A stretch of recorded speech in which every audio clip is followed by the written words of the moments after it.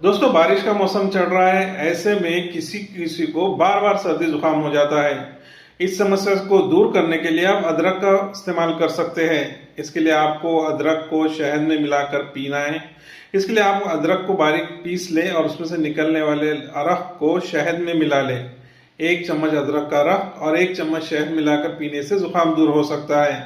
वहीं आप अदरक को दूध में औटा कर भी पी सकते हैं। इसके लिए 1 गिलास दूध में अदरक को औटा लें और उसको औटने के बाद छान कर इसे पी लें।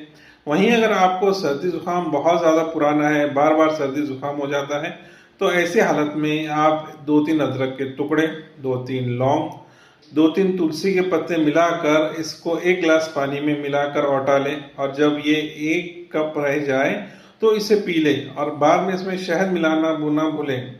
ये ऐसे कुछ फॉर्मूले हैं जिससे आप अपनी सर्दी को दूर कर सकते हैं।